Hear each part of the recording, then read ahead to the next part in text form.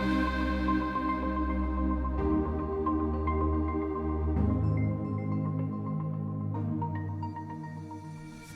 so in this section we want to talk about palliative care and some of the end processes when someone with dementia is approaching the end of their life.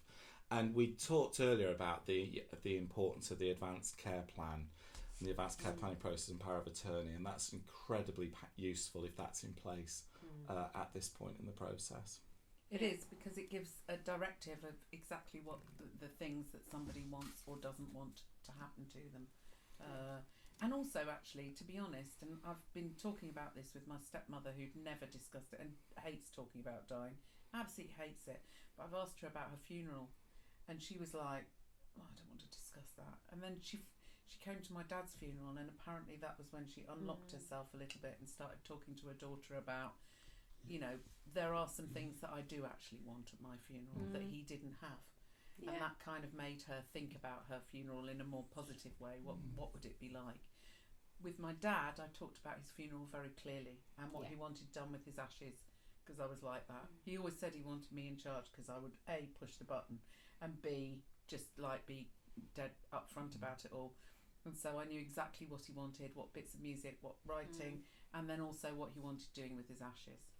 And that was actually really helpful afterwards, because there was no discussion about it. And as a family, we sort of fell apart a bit afterwards. But from the point of view of what my dad wanted, it was crystal clear, and there was no discussion about it, which was really good. Yeah. I mean, in the lead up towards the last few days, I think there are a number of things which are useful to sort of be aware of as a carer, because for some people they may never have experienced this process. This might be their first time, so quite often pain relief will tend to become very important. And at this stage, there should definitely be a team of health professionals supporting you through the process in the person's preferred place of care, whether that's at home or in a hospice or in a nursing home or hospital. Or a hospital. I have to say though, there are different deaths. Yes. So everyone dies differently. So you may get that lead in, you may get that time, or it may be quite sudden. Quick. And it may be that someone deteriorates over a matter of a day and gets terribly ill very, very quickly, and then that's it. Yeah. So there may be a point where you're going through the period, and you said a couple of days, but for some people it's not. It's very sudden. And that's a really good, people's individual journey to death can be as unique as their individual journey through dementia.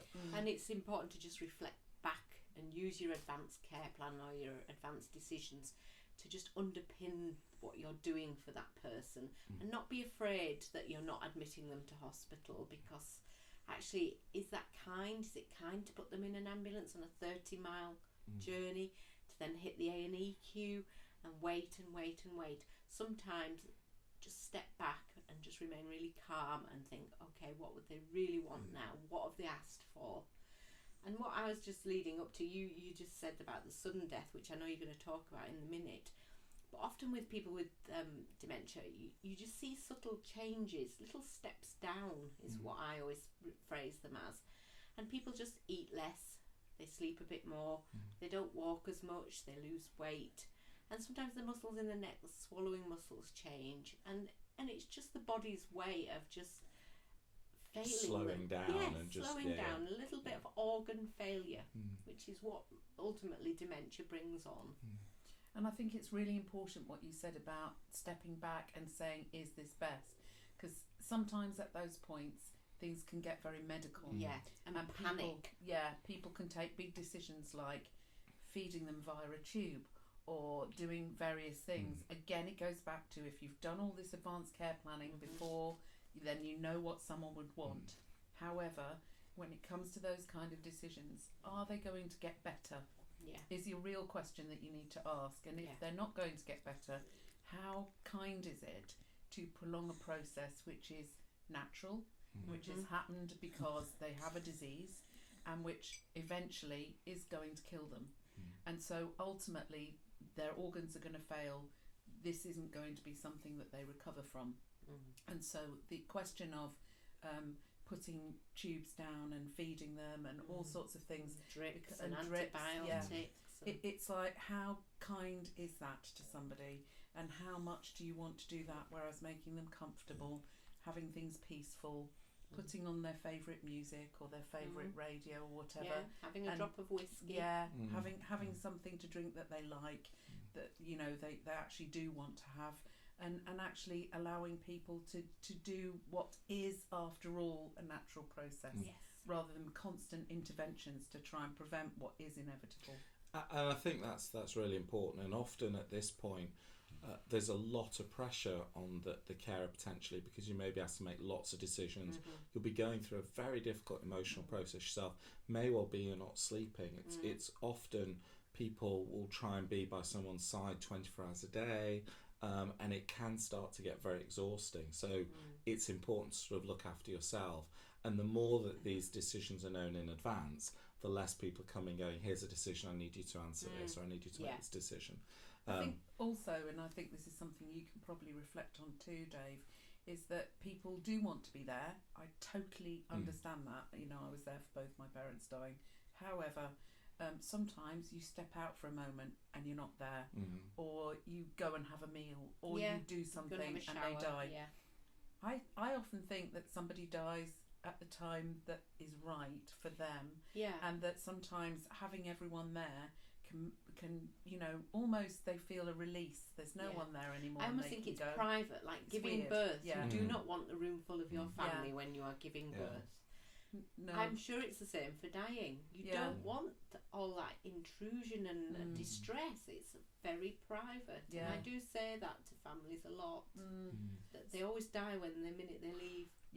It's strange, but please don't anybody beat yourself up because you weren't there. You missed it. Really, if you know, missing that time, that point, you were there right up to, you were their carer, you looked after them, you were there for them, and the fact that you weren't there at the minute of their death is perhaps of their choosing, perhaps not. We'll never but know. And we won't ever know. But actually, I don't think it's something that anyone should ever feel guilty about or beat themselves up for. No. And I think we've all nursed people they've had their carers around them, you know, almost 24 hours. They will go outside for half an hour, and it's in that window that someone passes, and dealing with guilt or dies.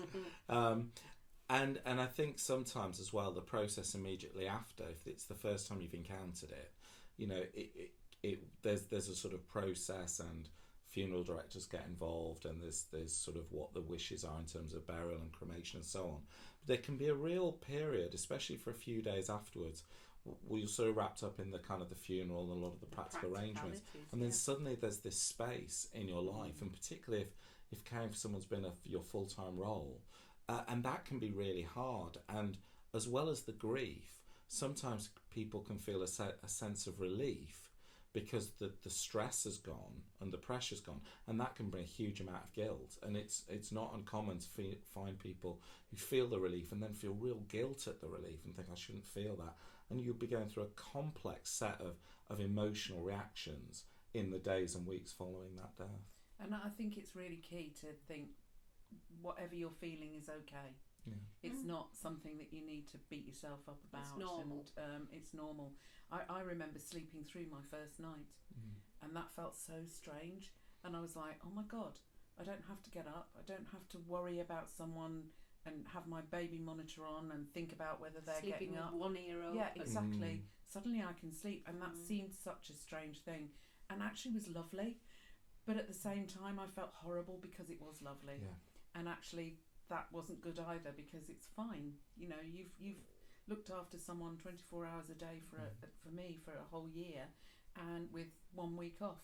Well, actually, you know, of course I'm a bit relieved that I can get a night's sleep. I don't think that's abnormal. No. But at the time I felt really guilty about it. And I think that process of putting in your own support mechanisms, having people that are going to be around, not just being on your own and necessarily dwelling on it.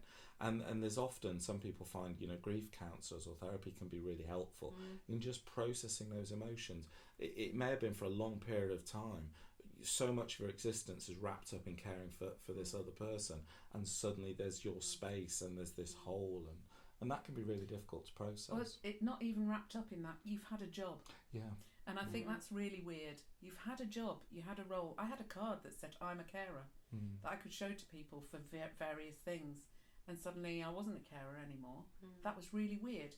And I'd given up work for a year to look after my mum, and suddenly I didn't have a job. And that was a strange sort of thing to think. It was like, oh my God, what do I do now? Yeah, probably quite a financial pressure there massive, as well. yeah. That you hadn't really anticipated. No, not at all.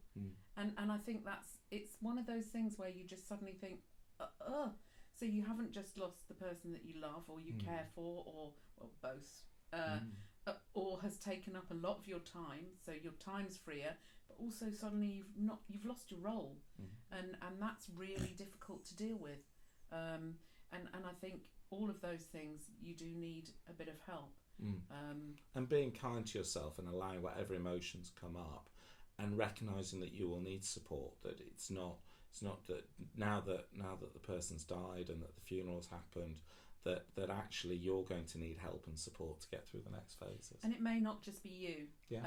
It may be the wider family. So my children also helped look after my mum, and they felt it keenly. And my son had to go for counselling because he was there when she died, and she died quite quickly, but in his arms. And so he needed help. So I went to the GP with him, and we got him some counselling. He was 19. It was the first person he'd ever seen die. And for some people it is their granny or granddad. It's the first person they've ever seen or known to die. So you may have, you may as a carer also have lots of other people with lots of different emotions going on. Guilt that they haven't been to visit, or guilt that they haven't been to stay, or that they didn't look after them when you looked after them. All sorts of dynamics come into play when someone dies, and I think it's a time where don't make decisions quickly would be my major piece of advice. Pause.